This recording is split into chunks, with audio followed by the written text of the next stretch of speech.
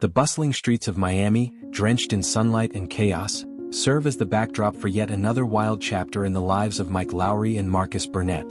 The duo, still reeling from their previous dangerous escapades, are back on duty, but something feels off. The tranquility of their current routine is shattered when tragic news strikes. Captain Conrad Howard, their longtime mentor and guiding figure, is found dead under mysterious circumstances. At first glance, the evidence paints a grim picture. Howard is accused posthumously of being a corrupt cop with deep ties to a notorious Romanian drug cartel. The department is quick to close ranks and accept the official story. But Marcus and Mike? They know better. Captain Howard had been many things, but a traitor wasn't one of them. Mike, ever the hothead with an unyielding sense of loyalty, is immediately on edge, while Marcus, reluctantly dragged along, finds himself embroiled in yet another dangerous mission. Their suspicions are validated when a cryptic video surfaces. In it, Howard, clearly aware of looming danger, pleads for their help. He knows something far bigger is in play, something powerful enough to frame and silence him. The weight of the captain's final words leaves no room for doubt. Mike and Marcus must dig deep and uncover the truth, but there's a catch. They can't trust anyone, not even the police force they've been a part of for decades. In an instant, they find themselves labeled as rogue agents wanted by their own colleagues. This setup forces them underground, where they tap into old contacts and navigate Miami's seedy underbelly in search of answers. The city, with its vibrant pulse and shadowy corners, becomes both ally and enemy. Danger lurks at every turn, and as they try to stay one step ahead of the authorities, Mike can't help but reflect on his past. The stakes are personal for him, not just because of Howard but because his son, Armando Aretas, remains a key piece of the puzzle. Their fraught relationship is a lingering wound, and Mike fears this mission might drag Armando into the line of fire once again. As they inch closer to the truth, Marcus struggles with the moral weight of their actions. He's older now, weary of the violence and chaos that have defined their partnership. The contrast between him and Mike is sharper than ever. Marcus longs for peace and family, while Mike remains driven by a relentless need for justice. Yet despite their differences, they remain a team. Because that's what bad boys do, ride or die. The first hints of the conspiracy start to unravel when they discover that Howard had been investigating a cartel far more powerful and secretive than anyone had suspected. A cartel that isn't just trafficking drugs but controlling key players in Miami's legal and political system. As this revelation sinks in, Marcus and Mike realize they've kicked a hornet's nest. And if they thought going rogue was dangerous before, things are about to escalate in ways they never imagined. With tensions mounting, Mike and Marcus dive headfirst into the perilous web of lies and deceit.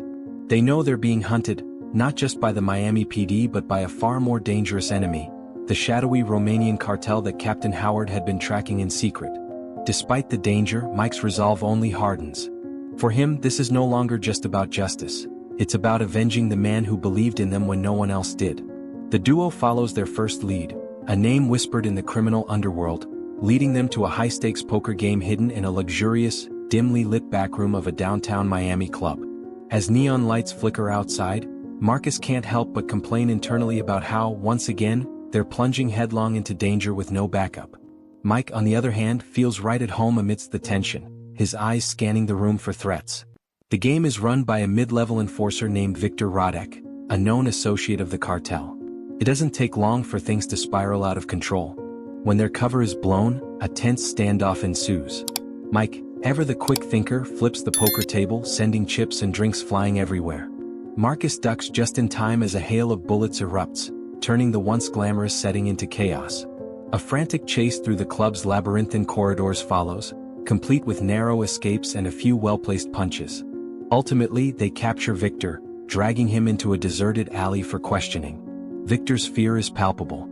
He knows that crossing the cartel could mean a fate worse than death, but faced with Mike's unyielding glare and Marcus's increasing impatience, he spills just enough to give them a new direction. He reveals that Howard had uncovered a major drug shipment scheduled to arrive within days, a shipment tied to a mysterious figure known only as the Broker, the real power behind the cartel's operations in Miami.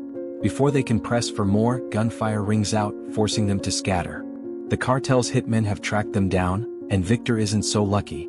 As he falls to the ground, Mike and Marcus barely manage to escape in a stolen sports car, tires screeching as they speed away into the night. Back at a safe house provided by an old friend from their AMMO days, the duo regroups.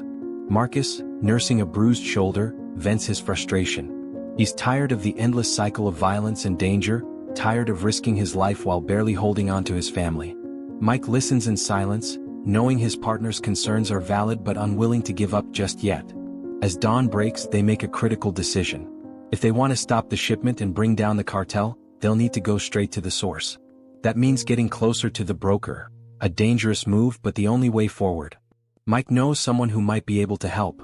His estranged son, Armando, who once had deep ties to the criminal underworld.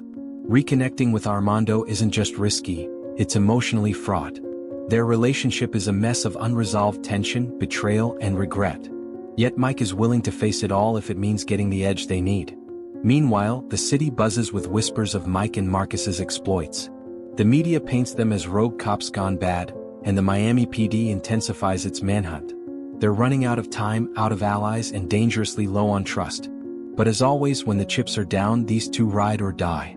Armed with the little information they've gathered and driven by sheer determination, Mike and Marcus prepare for what may be their final mission. The stakes have never been higher, and the line between justice and revenge blurs with every step. The sun sets on Miami, casting long shadows over the skyline as Mike and Marcus prepare for their most dangerous move yet. With little time and even fewer allies, they turn to Mike's estranged son, Armando Aretas. Despite the turbulent history between father and son, Mike knows that Armando's knowledge of the underworld and connections to key players could be their best shot at stopping the cartel's operation. Meeting Armando is tense. The memories of their past run deep. Betrayals, misunderstandings, and years of silence hang heavy in the air. But desperation has a way of bridging even the widest gaps. Mike lays out the stakes. The cartel's massive drug shipment must be stopped, and the shadowy figure known as the broker must be exposed. After a long pause, Armando agrees to help, not for his father's sake, but because he has his own vendetta against the cartel. Their plan is set in motion. Infiltrate the cartel's shipping yard, intercept the drug shipment, and flush out the broker. It sounds straightforward on paper, but in execution, it's anything but. The shipping yard is a fortress. Armed guards patrol every corner, security cameras cover every angle, and the sheer scale of the operation makes it a logistical nightmare. Still, they have no choice. Under the cover of darkness, Mike, Marcus, and Armando slip into the yard. The air is thick with tension, every creak of metal and every flicker of light amplifying the sense of impending danger. Using a combination of stealth and brute force, they move through the maze of shipping containers, disabling guards and evading detection. Marcus, ever the reluctant hero, finds himself muttering under his breath about how he should have retired years ago. As they reach the center of the yard, they spot the shipment. Several containers filled with drugs worth millions. But before they can sabotage it, alarms blare through the night, shattering their cover. Chaos erupts. Guards swarm the area, gunfire lighting up the night as Mike, Marcus, and Armando fight their way through. The action is frenetic. Explosions rock the yard, shipping containers crash to the ground, and bullets ricochet off steel walls. In the midst of the chaos, Mike spots him, the broker. Cloaked in shadows and flanked by bodyguards, he's making a run for it. Fueled by adrenaline and the weight of everything that's happened, Mike gives chase, with Marcus and Armando covering his back. The pursuit is relentless, weaving through the industrial labyrinth of the yard until they corner the broker on a high platform overlooking the harbor. With nowhere left to run, the broker reveals his hand, a detonator wired to the entire shipment. If he can't escape, he's determined to take everyone with him. But before he can press the button, a well-aimed shot from Marcus knocks the detonator from his grasp. Mike seizes the moment, subduing the broker in a tense hand-to-hand fight that leaves him bloodied but victorious. The authorities, finally arriving after the dust has settled, take the broker into custody. The cartel's operation is dismantled, the shipment destroyed, and Captain Howard's name cleared. But for Mike and Marcus, this victory comes at a cost. They're exhausted, battered, and more aware than ever of the dangers they face every day. In the aftermath, Mike and Armando share a moment of quiet understanding. Their relationship isn't fully healed, but there's a flicker of hope, a sense that maybe, just maybe, they can rebuild what was lost. Marcus, meanwhile, jokes about how this really truly needs to be their last ride. He's ready for retirement, for peace, for a life without constant gunfire and explosions. Mike smiles knowingly but says nothing. Deep down, they both know that as long as trouble exists, the bad boys will always be ready to ride or die. Bad Boys, Ride or Die 2024 is a thrilling action-packed ride, blending high-octane sequences with moments of genuine emotional depth. It explores themes of loyalty, redemption, and family, all while delivering the humor and camaraderie fans have come to love. Beyond the explosions and chases, it leaves us with an enduring message. Sometimes, it's the bonds we fight for that truly define who we are. Giant is the key.